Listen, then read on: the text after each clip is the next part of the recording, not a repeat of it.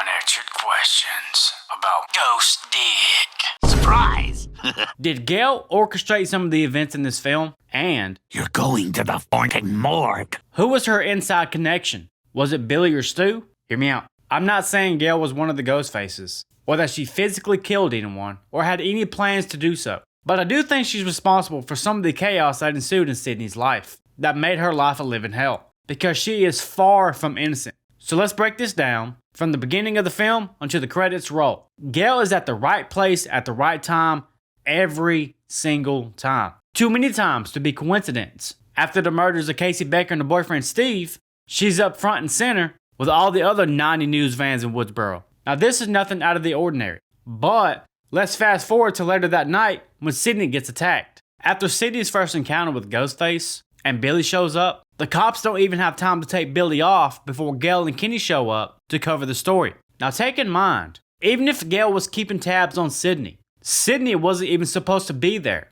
at her house. Tatum was supposed to pick her up at 7 o'clock. So you sure I can stay over? Because my dad won't be back till Sunday. I'll be there by 7. It's past 7. So how is it possible that Gale knew what happened when the cops didn't even have time to leave the scene yet? She also knew about the Ghostface costume, which wasn't mentioned in the previous murders. This is the very first time it's brought up in the film. I heard something about a costume. Is that true? Let's go to example number 2. When Sydney gets the second phone call at Tatum's house, Stu would have to make this call because Billy was in jail. And since Stu and Tatum was a thing, it makes sense to put one and one together. But you know who else would have known this? Gale. Because after Gale gets knocked the fuck out by Sydney, she sees them leave together, which is also where Dewey lives. So Gale's smart enough to put one and one together. Bam! Bitch went down. Example number 3.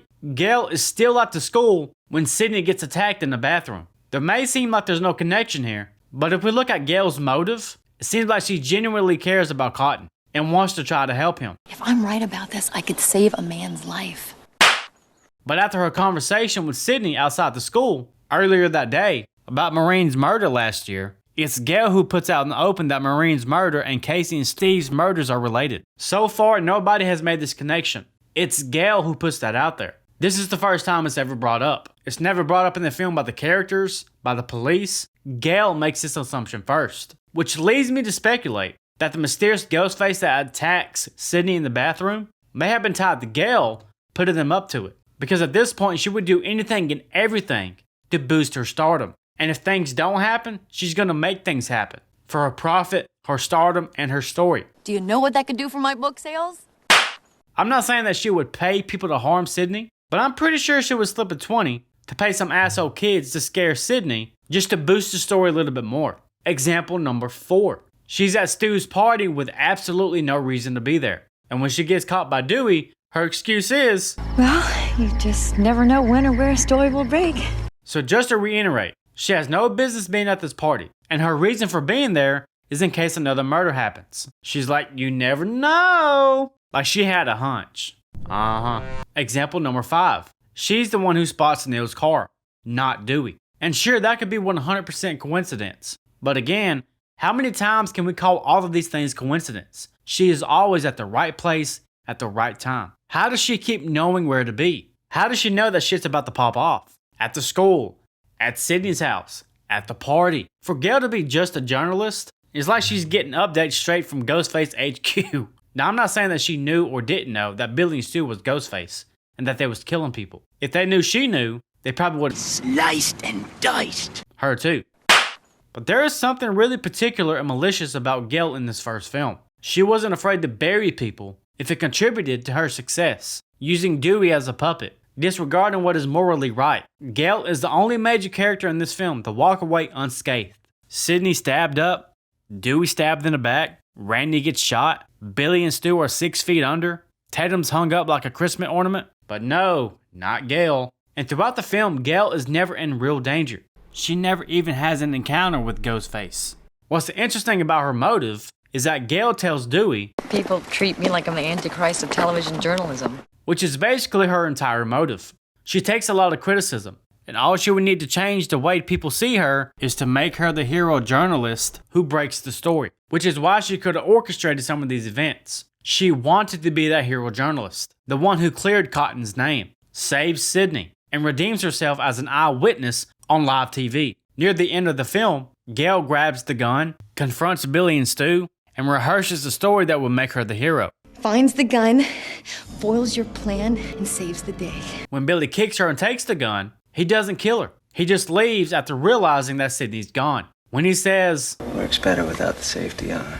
Gale references this exact line to Billy. Guess I remember the safety that time, you bastard. She couldn't have heard that as she had really been unconscious, implying that she faked it. Gale's look of relief feels like satisfaction. Her plan finally fulfilled, because she's stoked that her plan worked. She did become that hero who saved the day. The final shot of the film is of Gale Weathers, in front of the Mocker house, saying, This is Gale Weathers with an exclusive eyewitness account. the last line of the movie is her telling the cameraman, This is my big shot. her scheme was a success. But with all this being said, she couldn't have done this alone. So who was that inside source? Do we dare pay attention to that long stare Stu and her had since she knew Cotton wasn't guilty? Did she suspect Billy and Stu all along and play them like puppets too? Could there have been something among the three? We may never know, but there is a hidden element or person that's helping Gale beat Father Time to these crime scenes. She knows exactly where to be, and she knows shit's about to pop off. She gets there before the police even left, and I'm sure she pulls some strings to get in line for the next murder, even if she had to be involved in it herself. Not as a murderer, but a survivor. Let me know what you think down below. If you pray, now's the time. How did Stu help Billy kidnap Neil if he was at Tatum's all night? And Didn't expect that, did you? was Randy right all along? Yes. One of my favorite scenes in this movie, and we'll talk about why, but the question's pretty self-explanatory. It's the answer that's complicated. But before we get to Billy climbing into Sydney's window to try to get some considering Casey and Steve's murder happened just hours before Neil's kidnapping, we have to develop a timeline here. Tatum says that Steve and Casey didn't die till well after 10 o'clock. Don't worry, Casey and Steve didn't bite it till way after 10. I've never been bothered about the who killed who situation, but it only makes sense to say that Billy and Stu both had to be there, killing Casey and Steve, not just one person. Because only one person couldn't have set up Steve for display while the other was being on the phone at the same time. Plus, this murder distracted the cops so they can kidnap Neil. Dad. Stu inadvertently brags about this the next day. Yeah, Casey and Steve were completely hollowed out. It takes a man to do something like that. Before Billy tells him to shut the fuck up. I didn't kill anybody. Nobody said you Did! It's also very funny when Randy mocks him about it. It takes a man to do something like that. So I think it's safe to say at minimum, Billy arrived at Sydney's house no earlier than midnight. But also, this is why this scene is one of my favorites of the entire movie. The subtlety of details. Because while Billy is talking to Sydney, trying to get the groove on, Stu is kidnapping Neil. Billy even goes as far to turn on music from Sydney's computer to drown out any possible sounds if there's a scuffle. It was edited for TV, you know. It got me thinking of us. He even looks at the door while he's charming Sydney. You see this detail right here. I love it because he knows what's happening as he distracts Sydney. It also had to be happening right now because Neil was supposed to leave that morning for the airport. I'm hitting the sack. My flight leaves first thing in the morning. But he's wearing the same clothes at the end of the film that he was when he was talking to Sydney, so he never made it to bed. And they couldn't have waited because they had school in the morning. So it was now or never. So Stu takes care of Neil, locks him in his house, and dumps the car on the side of the road that leads to his house. But now that we know that Billy and Stu had a hell of a long night dealing with Casey, Steve, and Neil, and Sydney, back to back with each other, how was he also with Tatum all night? Stu was with me last night. So I guess Randy's question was the right one to ask. Was that before or after he... Sliced and diced. And who knows, maybe Stu put Tatum to bed, if you know what I mean. And then he did the deed. Cut the crap. Better start running.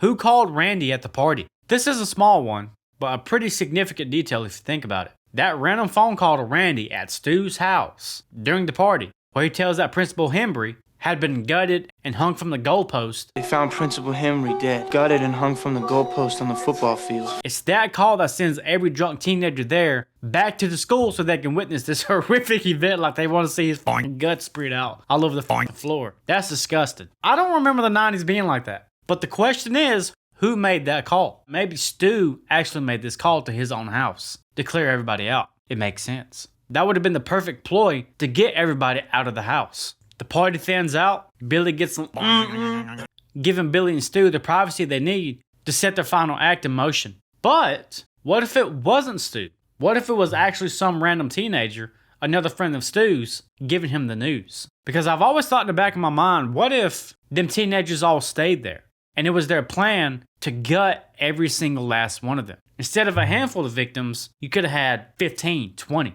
an actual bloodbath. Do you think Billy and Stu would have picked them off one by one? Billy couldn't have done it because again, he was upstairs with Sydney. Stu probably went to go get them beers, acting like the innocent host, called his own number, and thinned the party out. Regardless of who it was that phone call that started Act 3. So was it coincidence or setup? Probably a setup. After watching this movie 500,000 times, I never asked myself, who made that phone call? Number 6. Rapid fire round. This is not Nev Campbell. I love this foreshadowing shot. The two killers are wearing black boots. Nobody else is. What's your favorite scary movie? It's Halloween. You know, the one she has right there. If these cops are dusting Dewey's vehicle, are they not concerned about Gale and her crew walking directly into the crime scene? What? Where did this shaker go? Maybe that's Ghostface's true motive. He wanted some goddamn butter or salt on his popcorn.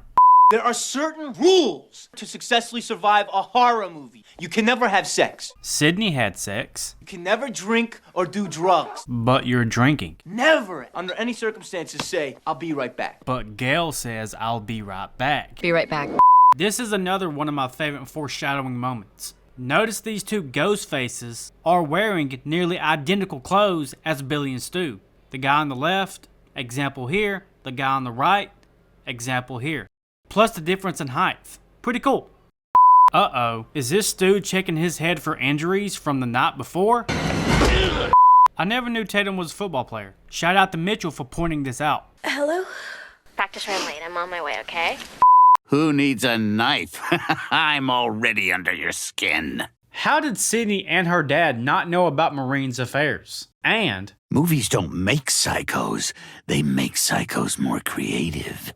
how did she not know that Billy was involved? I have some serious questions about Billy's motive. Look, let's just break this down. Billy's mom left his dad because he was having an affair with Maureen, right? Which is Sydney's mother. But that was never brought up to Sydney or her dad. I mean, Woodsboro is, for the most part, a pretty small town. Everybody knows everybody talks. Yet nobody mentions this to the Prescott family. So Billy is dating Sydney. Billy's dad is banging Sydney's mother. I mean, in Scream 3, Roman shows footage of Maureen out in public kissing Hank, kissing Cotton. Roman isn't even from Woodsboro, but he says that everybody knew that Maureen was having these affairs with these two, plus others. I'll talk about Roman more when I cover Scream 3, because in this film his character is kind of irrelevant for the most part, but Billy says the same thing to Sydney. That woman was a slutbag whore, flashed her shit all over town. But it is relevant to the fact that everybody knew about these affairs, except for Sydney. Billy and Sydney have been dating for 2 years at this point. 2 years. Well, 2 years ago, we started off hot and heavy. And it's not strange to anyone that during those 2 years, Sydney had zero idea that her mom wasn't just cheating on her dad with Cotton, but also with Billy's father. So I'm kind of confused about Billy's motive here, because Billy knew from a year prior, maybe even 2 years. So Sydney was only 15 when they started dating. Surely the parents knew each other well. Maureen and Hank knew each other very well. Catch my drift. Know what I mean? But jokes aside, I'm sure they had house visits, dinners together, events. You know, normal people things. And the fact that Maureen was murdered in her own home. Sydney's dad, Neil, never made the connection on why that happened. That she might have been involved with Hank, Cotton. Does Neil really believe that Cotton just broke into his house for no reason whatsoever, slept with Maureen, or SA'd her, and then just dipped? I guess we can chalk it up to like Maureen meeting Hank at hotels, like we see in Scream 3, and Cotton was that special guest who got invited to the house because I guess he was more special, or maybe, you know, he hit it better. But come on, if these parents, these families, these two families knew each other that closely for 2 years, and they were sleeping with each other, how did Sydney not know? When this was blown wide open, how did none of the tension leak to Sydney? How did Hank's wife, Mrs. Loomis, keep that secret all to herself? Did Neil not confront anyone? Hank? Mrs. Loomis never told Neil? So she really just packed her bags and left without raising hell first. Like, hey, my husband, which is the father of your daughter's boyfriend, are getting slap happy with each other. All Roman had to do was follow Maureen around for a few days to discover the truth about these affairs. And in this film, everybody calls Sydney's mother a slut. That woman was a slut. After your mother seduced him. Maybe she's a slut, just like her mother.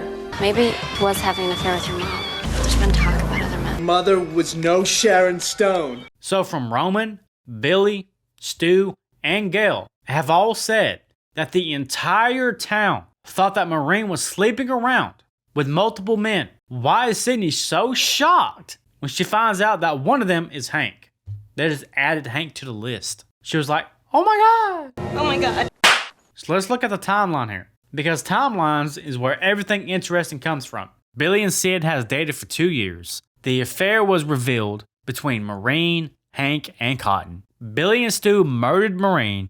This was in 1995. Framed Cotton, and they waited a whole nother year before they started killing again, and finally revealed all of this to Sydney. And this film takes place in 1996, as we can see this calendar that says September 1996 in Stu's house. Yet somehow Sydney never caught wind of this about her mother, despite this being out in the open for 2 years, despite the rumors, the tabloids. Your mother's murder was last year's hottest court case. He admits to having sex with your mother, but that's all. The town whispers. Sydney really didn't know until Billy spelled it out for her. It's just bizarre. Everybody knew, except for Sydney and Neil. And I still don't know if Neil actually knew, if you find out, or if he's just being a good protective dad and trying to shield her from all of it. Or if he was just as in the dark as she was. I can't decide. Either way, it's one huge, big, messy motive for Billy because everybody knew except for Sydney. Even Tatum, her best friend, hinted at it. And you believe it.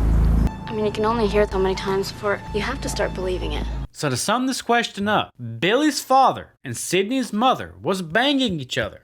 Billy knew. The whole entire town found out. But yet that entire population, everybody, including Mrs. Loomis, didn't tell Sydney. Mrs. Loomis didn't raise hell. Neil didn't confront Hank about it. It wasn't in the tabloids. Gale didn't say anything. Tatum saying this, Gale saying that. The bitches in the bathroom saying this.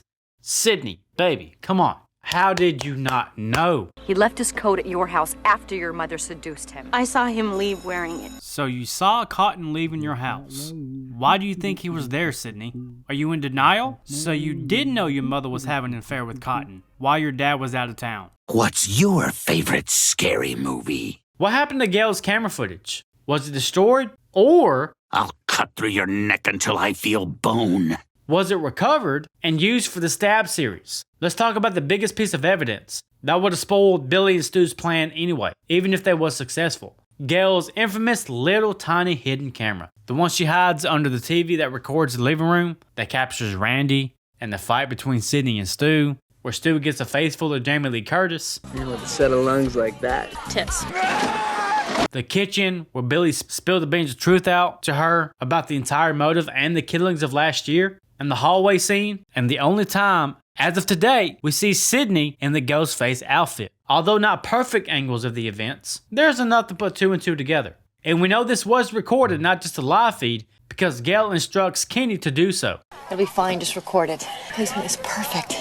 So we have actual footage that would have knocked their dick in the dirt if police recovered this. And who knows what this camera could have captured, besides the obvious. Billy and Stu's whole villain monologue, Sydney fighting for her life, Stu's death, Billy's we all go a little mad sometimes, meltdown, Randy getting shot, Dewey getting stabbed, all of it maybe. But as big as this piece of evidence is, what happened to it? It's never mentioned again, not even in the sequels. Because if Gale really wanted her big story, this footage is literally Pulitzer Prize material. Forget the book, forget the interviews. She had the killers confessing on camera at the time, and footage of her and Sydney killing the killers and saving the day. Footage of her saving Sydney's life. So let's try to break down what happened to this. Because after Kenny is killed, and Gale discovers the crime scene in the van covered in blood, before she yeets him onto the fence and showcases some of the worst driving in horror movie history, the tape is still up and recording.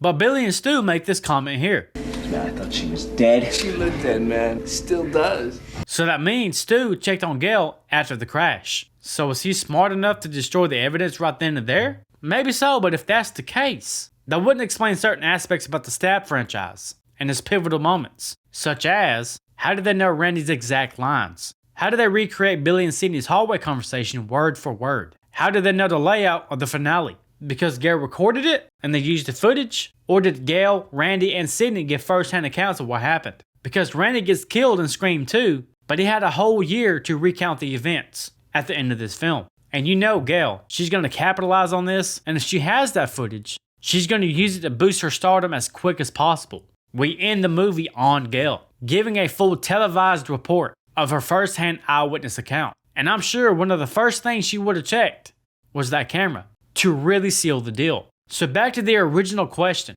Was it destroyed? If not, why was it never brought up again in the franchise? That's going to wrap this video up, guys. Thank you so much for taking part of your day to kick it with me. You know I appreciate it. I'll see you next week in Scream 2. With that being said, if you have any theories about Scream 2, feel free to drop it in the Discord. The Discord is absolutely free. It's just a hangout spot. And if you have a solid theory that I really like and hold some weight, I will credit you in the video. I also have YouTube membership where you get early access to all my videos every single week. You get priority replied comments, loyalty badges, custom emojis. The list goes on and on. It's beneficial for you and me. You'll be supporting me and this channel. Don't feel obligated, but it really helps me out. With that being said, I'll see you next week and Scream 2. Adios.